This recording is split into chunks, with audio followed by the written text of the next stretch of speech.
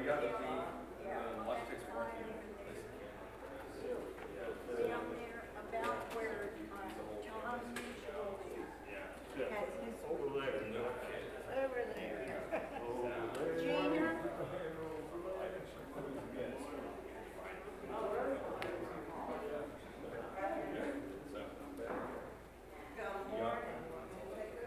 And I was like, okay, only thing is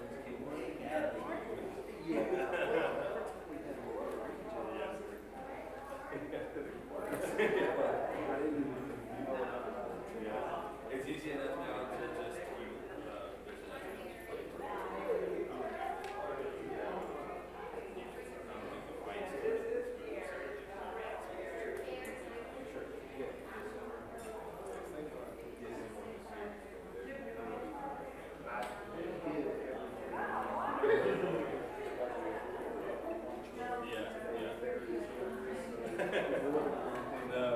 no, there's a bunch of stuff that's geared.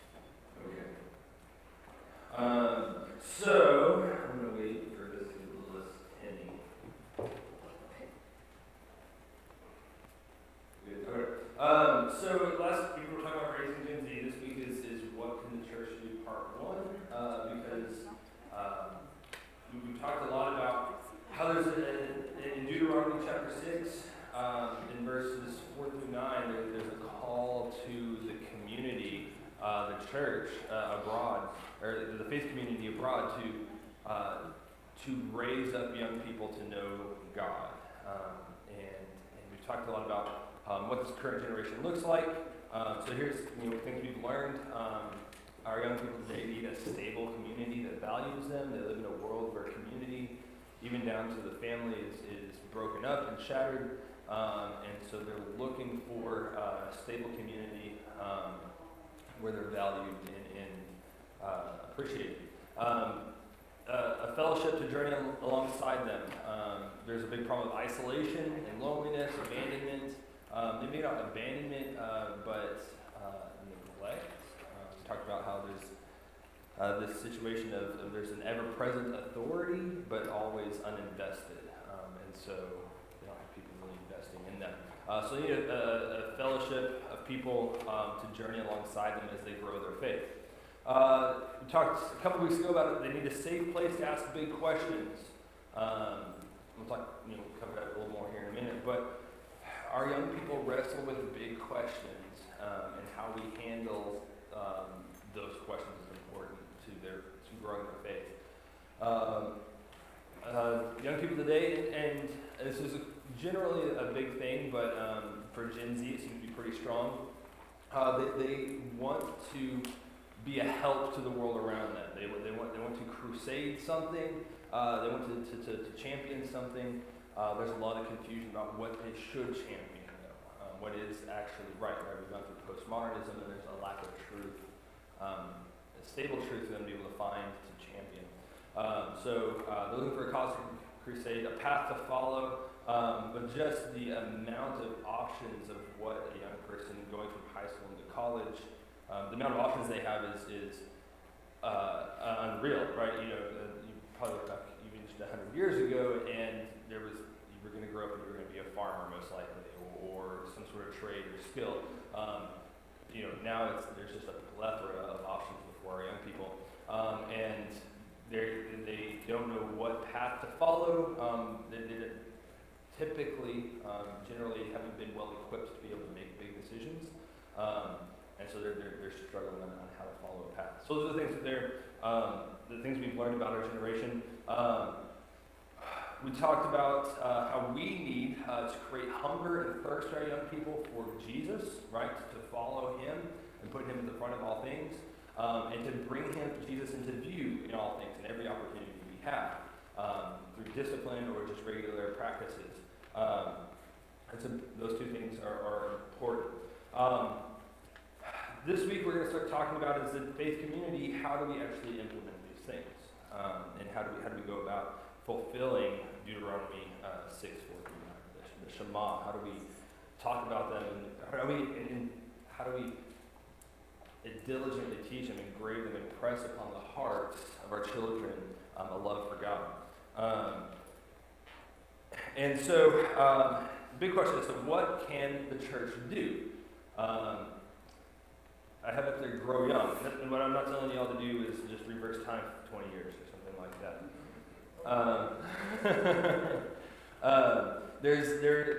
A lot of what we're talking about, most of what we're talking about this morning, comes from a book called Growing Young.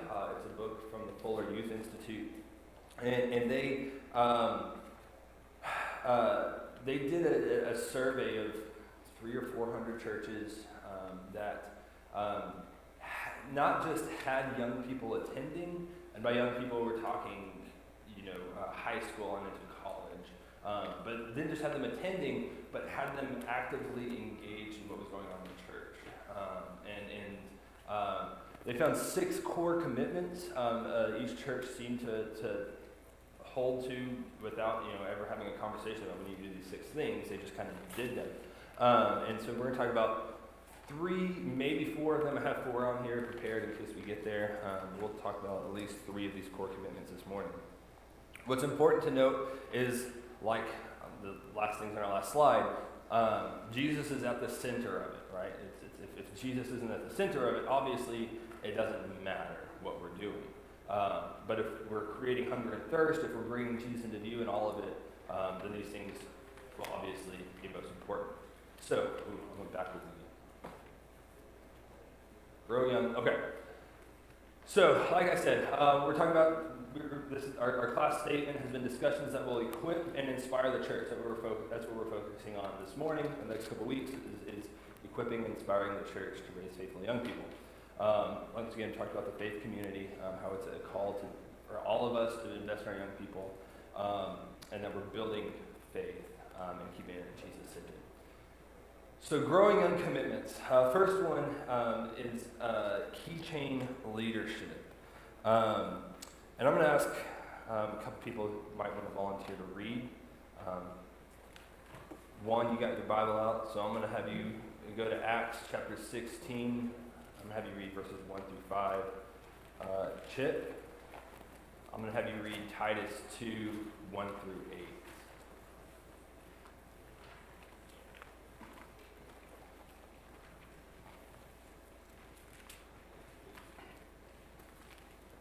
Go for it when you're ready, Chip. And as for you, speak the things which are fitting for sound doctrine. Older men are to be temperate, dignified, sensible, sound in faith, in love, and in perseverance. Older women likewise are to be reverent in their behavior, not malicious gossips, nor enslaved to much wine, teaching what is good, so that they may encourage the young women to love their husbands, to love their children, to be sensible, pure, workers at home, kind, being subject to their own husbands, so that the word of God will not be dishonored. Likewise, urge the young men to be sensible. In all things show yourself to be an example of good deeds, with purity, in doctrine, dignified, sound in speech, which is beyond reproach, so that the opponent will be put to shame, having nothing bad to say about us. Okay. So what we see there is Paul's instruction for passing down faith and faith principles to the older generation passing it down to the younger. And notice, does Paul say, parents teach your children these things? Yes. No, right? He just says the older teach the younger, right? There's no direct command about parents. It's just the faith community in general. Juan, why don't you read for us Acts 16, 1 through 5. Paul came to Derbe and then to Lystra, where a disciple named Timothy lived, whose mother was Jewish and a believer, but whose father was Greek. The believers at Lystra and Iconium spoke well of him. Paul wanted to take him along on the journey, so he circumcised him because of the Jews who lived in that area, for they all knew that his father was a Greek. As they traveled from town to town, they delivered the decision reached by the apostles and elders in Jerusalem for the people to obey. So the churches were strengthened into faith and grew daily in them. Okay. I love this verse. I say frequently the Bible doesn't teach about youth ministry, it teaches about youth ministering, right? So Paul comes along and to this town, and there's Timothy, who's this young man, and Paul says, hey, come along with me, right? And there's a debate over how old Timothy was at this point. Some people say 16 would probably be an okay, number to put out there. But he says, hey, come along with me. And he goes along with Paul, and they share all the churches, the teachings of the apostles, right? And Timothy is part of this group of ministers who's spreading the word. And I love that because it's not something, the work of the church is not something reserved just for Paul and the older people, but he's bringing these young men. And we see Epaphroditus later in some of the letters. Titus is another one who people think was pretty young. We see that these young people being engaged in the work in the community of the church. So we'll talk more about this here in a second, but there's an interesting story that I think kind of gets the weight of the importance of keychain leadership, and I'll explain that when I'm here in a minute. It's a story actually from the Titanic. So Second Officer David Blair of the Titanic, he was the keeper of keys for a lot of the equipment closets on board the Titanic. And just before Titanic set off, there was a change in staffing, and there was a new second officer in place, and Officer David Blair didn't get to go on the trip. He wasn't on board. One thing he forgot to do was pass off a key, a very important key, that could have prevented the disaster. Could have. People are not quite sure about it, but it could have. What happened is Frederick Fleet, who was the man who first spotted the iceberg, did not have a key to the equipment locker for the crow's nest, which housed binoculars. And he said that if he had had the binoculars, he could have spotted the iceberg earlier and potentially avoided the whole thing. And I think it's interesting that just the failure to pass on a key from one person to the next ended in catastrophe. I think it's an incredible metaphor for us as the church. If we're failing to pass along the keys to our younger people and next people, catastrophe is bound to happen. Or church doors closing and the kingdom not growing is bound to happen if we're not passing along our keys. And that's what key chain leadership is. It's having a chain that the key flows down, right? That you've got someone you can pass a key along to. That's what it means. Keys to define them are some of you may think, well, I'm not elder or the preacher or minister or any sort. But keys are simply anywhere in the church where you have influence or capacity to do something. Right? As the church body, we are all ministers. We're a nation of priests, right? We all have the capacity and the ability to do something, have influence somewhere in the church. So all of us have a key of some sort, right? Greeters on the foyer on Sunday mornings, you have a key.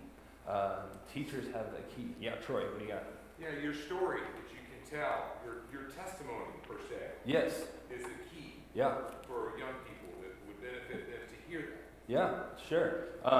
Those are all keys that we are entrusted with in one way or another. And it's important for us to pass those along. Remember, young people, they want to be given responsibilities. They want to be considered part of the community, right? They want to be valued part of a stable community. And that's passing along keys to them is a big part in that. So I want to ask you real quick,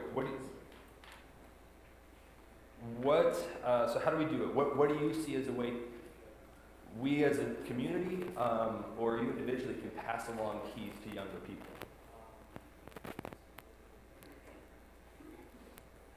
I think it's a little bit of both. What's that? A little bit of both. Okay. How do you do that? Because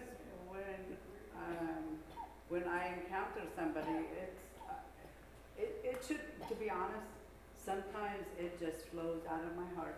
It's supposed to come out that way. Okay. We're supposed to minister to people. Yeah. Because that's what we're here for. Right. And so, and then as a group, I'm not gonna, you have to take people where they're at, and then little by little, if you need help yourself to actually bring them closer to the Lord with the assistance of other people, then that's what it's gonna be. Okay. Richard, what do you got? Yeah, certainly the entire body, the entire community has a part, but I think that in family, it's really got to take place. But if you start with the kids when they're younger, and especially with the grandparents, kids love their grandparents, and what a tremendous opportunity to influence from the ground up grandparents and grandchildren. Yeah, excellent. It's in your homework. You're going to be asked, like, what keys do you hold, right? In the faith community, what places of influence do you have on the church or in the church, and how can you pass those along? Who can you pass those along to? And when I say young people, I mean anywhere from our junior high up through my age, even, right? Kim, what you got? I think it's a part of knowing who you are and where you fit in already at church. What ministries are you a part of, and then see if maybe take your grandkids with you sometimes, depending on the situation. Yeah. And see where their interests may lie. You may even want to talk to them about things. Maybe they like to help with things. I think about Richard, so our grandson Oliver, and he's got a thing for older people, and he likes to help out Yeah. in that way. So I guess you kind of have to nurture with them, let them see what you're doing, and pay attention to what their interests may be, and then that's Exactly. things that you can do together. Exactly. Yeah. Yeah. What are their interests? What are things you're doing, and how do those fit together? How can you bring them along, or create opportunities for them to minister in ways that they find interest in, right? Or minister alongside you as you are doing things. That's exactly right. A step deeper is to spend time training a young person into a position, right? Like AV booth, right, is one that's like, we're not just going to throw a middle schooler in the AV booth and say, why don't you just take care of it?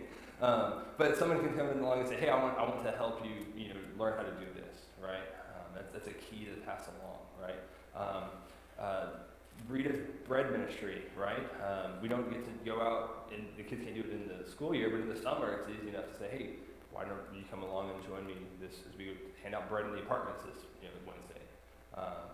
Things where you bring them alongside you to minister alongside, right? And so I'm going to encourage you after this class with the homework we have to really think about what keys do you have and how can you be passing them along. This is a long. This is something that's not. This is a culture that has to be cultivated. Does that make sense? Of passing along of key chain leadership. It's not something that just happens overnight, but it's a long process, and it takes time for us to all be in the mentality of how do we pass along faith? How do we pass along keys to ministry, keys to our young people? And sometimes it takes us like giving up. So this is my problem. I like to be in control of things, right? So like I've got to be willing to give up a little bit of control and let that go along, right? And the whole culture change, mentality change. You got something for us, Troy? Yeah. One of the things we mentioned last week is that you can't give someone something you don't have yourself. Exactly. And so we need to be growing in ourselves to be able to help somebody. A lot of us want to be able to help somebody else, but in this particular thing, Yes. if we aren't growing ourselves, we can't pass along growth to somebody else. Yeah. If we're not plugged into the church somewhere, we don't have anything to pass along. Gina. I think also a lot of times, this generation doesn't realize who God is and what God Okay. does. And I think there's a misconception of if you follow God, life is going to be a bed of roses. Right. So we need to teach them that, no, that's not what Sure. God is about. Yeah. He will help you through that, and if you listen and guide you, but they think everything's supposed to be easy and safe, and that you're not going to have turmoil, and that it's going to fix your anxiety, and that's not what God does. Yes. Right. You know, it's to show you how you can get through those situations and look back and how stronger you are and that you're not alone. Right. Yeah, and we're gonna look at that a little bit deeper here in a minute. Anything else along the lines of key chain leadership? Yeah. What I was thinking, whether they're old or young, I think it's very important to find out somebody's interest in something, Mm-hmm. and then that would open up a door to see where you can help out. Yes. Everybody Yeah. loves to talk about themselves and their hobbies and Yeah. their interests, and so that would be something. So here's the question: how do you find out what they're interested in? Well, you got to start somewhere. Okay. Yeah. You got to ask them questions. Right. You got to spend some time with them, right? Young people do this thing whenever like an older person it's like, hey, would you like to come do this? And then would you like to come have lunch with me? Young people do this like, what are you doing type thing, right? It kind of weirds them out for a minute. But I'm sure Nancy, I appreciate Nancy. I know the one person who does this. She takes several of our young ladies out and mentors them, right? And takes them out to lunch and things like that. And I'm sure you may have had that experience where a young lady was like, I'm not sure about this, right?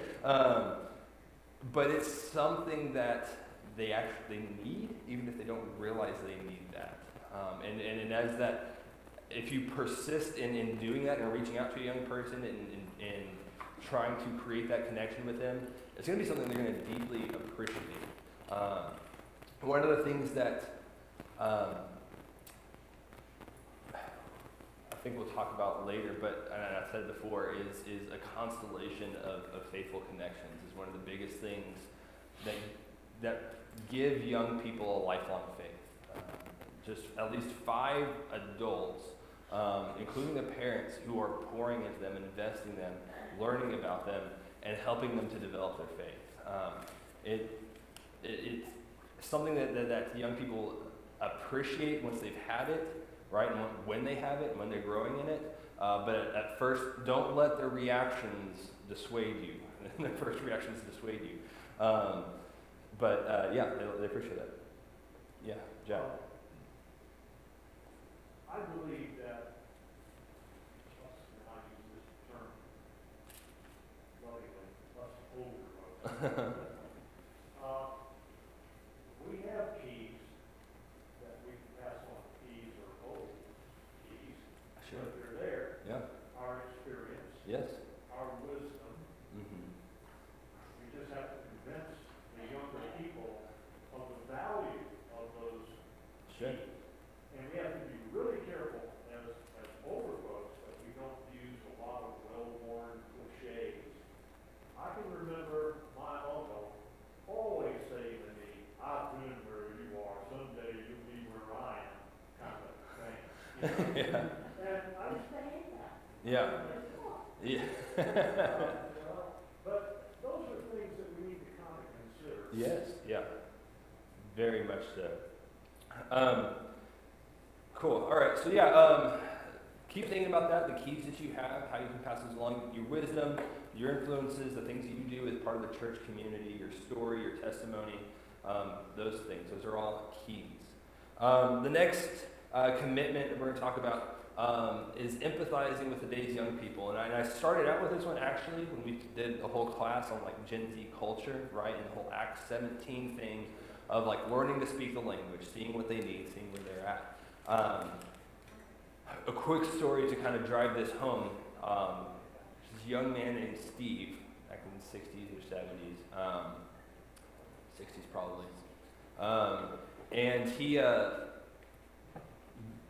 his parents had been divorced. His stepdad was a member of a church, and so he was attending this church that had a youth pastor. And after a lesson once, Wednesday night, I believe it was, Steve goes up to the youth pastor and says, does God know what finger I'm going to hold up before I hold up my finger? And the youth pastor said, yeah. And then Steve pulls out a National Geographic with a picture of starving children in Africa. And he says, then why does God let this happen? And the youth pastor gave him the answer of, well, that's just something we've got to figure out, or that's something you might learn when you're older, something like that. And really dismissed Steve. And Steve made the decision that day, like the church doesn't care, right? And they don't know, they don't care. And it was actually Steve Jobs that had that experience. And it's interesting to me because, like, I wonder what would have happened if that pastor had taken the time to sit down with Steve and talk about it and figure out a way his faith made sense of that, right? It helped Steve grow in that. What impact could Steve Jobs have had for the kingdom if someone had spent some time stepping down into his world and seeing the things that he was seeing and empathizing with what he was feeling, right? That's big.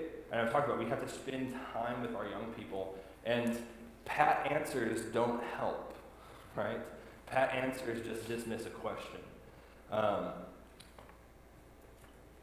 So empathizing with today's young people means stepping down in the world and looking past the root symptoms of their issues. So a lot of times we see, oh, there's all these issues young people have, but we've got to spend time looking past those issues and seeing what's at the heart, what's underneath that, what's the actual illness, the virus causing the sickness, right? And how do we help them out of that? And how do we do it? Like I said, here's a big one, is share your own story, right? Anyone ever had big questions? You can raise your hand. I'm kind of disappointed if you haven't. But, right, we've all had big questions about our faith, about God, and that the question of why does God let this happen, right, is a common one. Whenever we just say, like, well, you just got to pray about it or have more faith, that's just dismissing the question without helping someone come to an answer and strengthen their faith. But we can share our own stories in ways that will say, hey, I've had this question, I've had this struggle, I've wondered about these things as well. Let's talk about it. Let's find an answer together. Ask questions of the young people and seek to understand, right? So what made you have this question? Like, what do you think about this? And what do you think how do you think God feels about the starving kids in Africa? How do you think that came about? How do you think that happened, right? Help them work through this question and see how Jesus is at the center of it. Help them, and like I said, we can't just give them an answer because one, if it's our answer, it's not going to build their faith, and it's just going to dismiss them and kind of maybe tell them that we don't really care about them. Dig deeper with one young person. That's kind of what we've been saying. Pick a young person, junior high to college or older, and just, spend some time, regular time with them, once a month, 2 times a month, whatever, just learning about their world, the way they see things, their faith, journey alongside that person. As the church as a whole, support young marriages, and support people who are young and single. There's a big joke in like the young Christian community of like if you're 22 and not married, everyone thinks there's something wrong with you, right? But that's okay, right? Like they may just be on a different path, but we can support them and encourage them in their singleness to still be faithful, and give them their time to grow. And maybe they're just going to be a Paul, right? And they're just going to be a celibate and live their life for God, and that's just fine. So those are the things. So how do we just put it out there? How do you see ways that we can empathize with the young people? Richard. Listening to all this, because the first thing that comes to my mind is that if a young person comes to you with a question, there's an open door for you, and you really need to take advantage of it. I think we've got to be very conscious of their age level, their maturity. The common question is why do bad things happen to good people? Yeah. Sure. That's always the number one. And you might deal that with a 6 or 7 year old a lot different than you'll deal with a 13 or 14 year old. Right. So I think you clearly need to know your audience. But the other flip side of that is if you don't know how to share, if you don't know how to answer, is reach out to somebody who can help you. Yes. Yeah. Because there is no better way to start to build scriptural foundations than when the questions come from the young people, as opposed to us trying to explain it to them and tell them, this is what you need to learn, this is what you need to know, and get them involved in the answer back. Yes. Why do you think? What would you do? There's so many ways, but that opportunity, if they come to you, that's cool. Yeah. I mean, my teenagers have all grown into men now, so I don't have that. But, for the people that do, when an 8-year-old or 15-year-old comes to you, I mean, you can't let those opportunities pass. Right. And you need to be prepared. Yeah. So, Yeah. I don't know. Let's find an answer together is a perfectly good question. We can both go learn something from someone else. Troy. Yes, unfortunately, that opportunity doesn't always happen. In No. other words, it doesn't just occur. So sometimes we have to come out of our comfort zone Yeah. and step out and actually introduce ourselves to one of the teens. And Yeah. this doesn't have to happen. It can happen inside this church building, Yeah. right? I mean, usually we talk to a few people before we leave, Mm-hmm. have some fellowship, just purpose to talk to one of the teens, learn their Yeah. name, and just ask them a few questions about themselves, engage in conversation, and then at that point, maybe a question may come. Right. And then maybe we can get to know one of them, remember their name, talk to them again the next week or the following. Yeah. A relationship can be established, but it takes us to come out of our comfort zone to do it. Right. Right. Yeah. We've got to step out there and be willing to do things. You know, I think that's part of your homework too. Maybe not.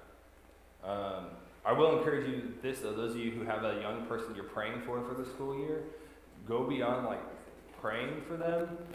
Do something specific for them at least once, every 4 to 6 weeks. Bring them ice cream. Take them to ice cream. Don't let it just be a prayer thing.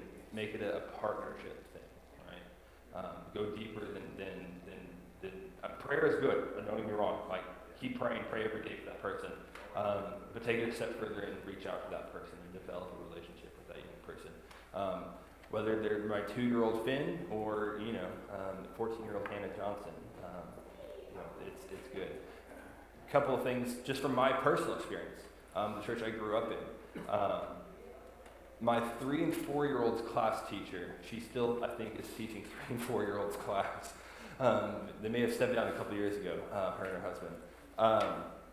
But every kid that came through her class, on their birthday, she would take them ice cream. Go to their house, take them ice cream. Until we graduated high school, right? So from the time we were 3 years old until we graduated high school, it was common for around our birthday for her to come and bring us ice cream and talk with us and my mom and it was one simple little thing. But I point to her as a person who had a strong influence on my faith because it was someone who was investing in me and someone who was doing something simple that just showed they cared about me and wanted to invest in me. I did LTC growing up, which is like Lads to Leaders, but it's the stolen version. And and so one of the things is like teaching challenge, and we partner. Kids will partner with school Bible class teachers and help teach for a time period. And there were 2 ladies who taught 2nd and 3rd grade. They taught it. I think they're still teaching it too.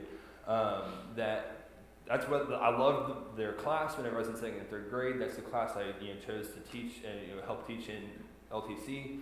And it got to the point whenever I was 13 or 14, they said, "Hey, we're both going to be on vacation this weekend. Dakota, you're teaching." I was not even for LTC. It was just like, that was a key, right? That they were just passed along to me. And so it's people like Helen Stanley who brings me ice cream and steps down in my world and invests in me, that's empathizing with young people, and teachers who give me the key of teaching a class every once in a while. Those are just huge, huge things.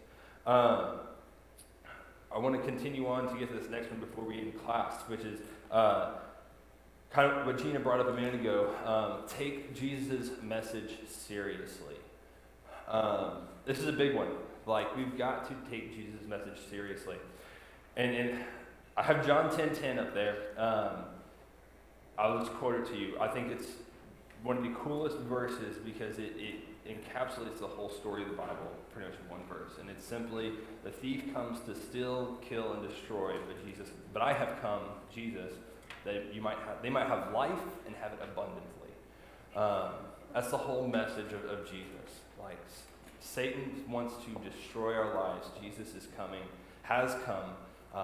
to give us abundant life, to give us eternal life. And that's big. And I love that Jesus uses the term, he doesn't say, "I have come that they might one day hope they can get to heaven," right? Jesus says, "I have come that they might have life and have it abundantly." And that's not a future statement, that's a present statement for his sheep, right?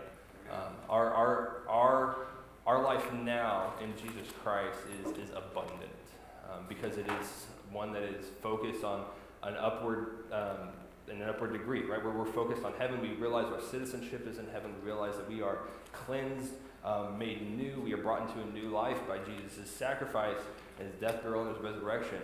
And now we can live with the knowledge and the hope of the ultimate resurrection and the fact that we are with him now. We dwell with him now. The dwelling place of God is with man, is what Revelation 21 says. Sorry, I got to preaching. But this is important. So in Growing Young, they talk about this, and if you've ever read, if you want to take a serious, good read, I strongly recommend The Divine Conspiracy by Dallas Willard. I believe, yeah, The Divine Conspiracy. Excellent. And he talks about how there tends to be two views of the gospel. There's the gospel of sin management, where it's, well, now that we've met Jesus, we've got to keep making sure all of our sins taken care of when we walk a straight line and we never mess up ever again, or else we might not get to heaven. Or we have this avenue of the gospel of, the way the Growing Young calls it, is the golden rule theology, where it's like, well, we just got to treat everybody nice and be good to people, and not worry about, or don't worry about talking to Jesus about anybody, but just be nice to people, right? And one's legalism and one's liberalism, right? And we've got to find that path in the middle where it's, yeah, we've met Jesus and we're called to a higher walk, but in that we should be serving others and helping others and bringing Jesus to others. And so young people want a serious faith deeply. They want to know, why does this matter to my life? If we don't make faith, we don't make Jesus matter to their life, it's not going to matter for a long time. And how do we do it? Growing Young talks about a few shifts. One is that we talk less about abstract theology and more about the person and work of Jesus. Don't get me wrong, I love to talk about theology, and theology undergirds so much of what we do, but if we're talking all up here and our students are wondering, okay, what does that mean for my life, we've missed it. They need to know, what is Jesus' life, what does his work mean for me? And we've talked about this, but we have to individually understand, like, Jesus' work is personal. Jesus has worked in all of our lives and done something in our lives that has changed us, right? We met him at the cross, he's cleansed us in his blood, and he's continuing to transform us by his Spirit, right? And if we are living in that, we have something to share with our young people and make faith real for them. We can say, this is how faith has impacted my life. These are ways it could impact yours, if you're going to take Jesus seriously. Embrace challenge. The life of Jesus is a challenge, right? It's a plumb line or a standard or rule by which we are measured up against, right? Are we living like the person that Jesus has saved us to be? Or are we in misalignment with that? Or are we not doing as he did? And students are okay with that. Students will much more appreciate you've been saved to live like Jesus more than like, well, you've been saved, but maybe you can attain Jesus, or you've been saved, but you don't really have to worry about it. Don't talk to anyone about it, right? They want to know, like, they want to have a direction. They appreciate the challenge. In making Jesus' message, taking Jesus' message seriously, the shift is to focus on the redemptive